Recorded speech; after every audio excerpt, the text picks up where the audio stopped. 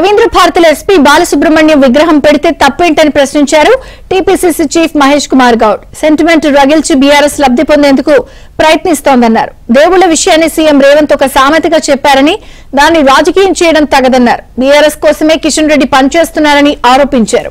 HILT policy ద్వారా హైదరాబాద్ లో సామాన్యులకు భూముల ధరలు అందుబాటులో వస్తాయన్నారు. కేసీఆర్ కుటుంబం అవినీతికి అలవాటు పడిందని, అందుకే కాంగ్రెస్ ప్రభుత్వం ఏం చేసినా అవినీతి అనే ఆరోపణలు వారికి అలవాటుగా మారిందన్నారు మహేష్ గౌడ్. బాలసుబ్రహ్మణ్యం గారు గొప్ప కళాకారుడు, గొప్ప గాయకుడు. వారికి కూడా ప్రాంతాలు, కులాలు, మతాలు అంటిస్తే ఎట్లా? బాలసుబ్రహ్మణ్యం గారు కులాలు, ప్రాంతాలకు అతీతంగా గొప్ప గాయకుడిగా మనమందరం గౌరవించుకోవాల్సిన అవసరం ఉన్నది. అన్నిటికీ మించి తెలుగువాడు. బాలసుబ్రహ్మణ్యాన్ని గౌరవించుకుంటుంటే అభ్యంతరం తెలుపుతున్నారు కదా. వారికన్నా ముందు అందర్శి గారిని గౌరవించుకున్నాం, గద్దర్ని గౌరవించుకున్నాం.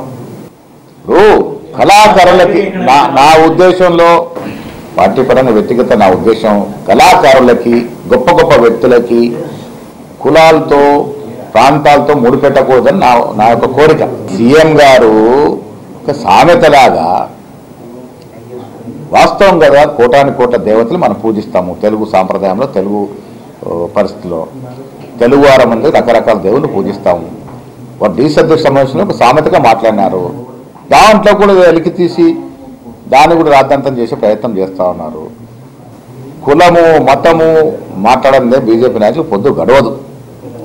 అదే ప్రజలకు మీరు ఏం చేస్తారో చెప్పండి, ప్రజల గతంలో మీరు ఏం చేస్తారో చెప్పండి. ఇలా మేము చేస్తున్నటువంటి తీరు, ప్రజలకు అందుతున్న ఫలాల్ని ఆస్వాదించండి, హర్షించండి. అసలు అభివృద్ధి గురించి మాట్లాడరు. పొద్దున్న లేస్తే కులాలు, మతాలు ఏం చేస్తాయండి? హైదరాబాద్ని సుందరమే కాకుండా ఒక గ్రీన్ సిటీగా నిర్మించుకోవాలని ముఖ్యమంత్రి గారి యొక్క తపన. దీంట్లో భాగంగానే హిల్ట్ తీసుకొస్తే దాన్ని ధారాకాలుగా విమర్శించి, ఇప్పుడు కేటీఆర్ గారికి విమర్శించే అవకాశం ఎక్కడిది? మీరు 10 ఏళ్ళు యథేచ్ఛగా హైదరాబాద్ రాష్ట్రాన్ని అమ్మేసుకున్నారు కదా. పొల్యూషన్ ఫ్రీగా మారే అవకాశం ఉందన్న ఒకటి ఉద్దేశంతో, దూరదృష్టితో తీసుకొచ్చినటువంటి పాలసీది.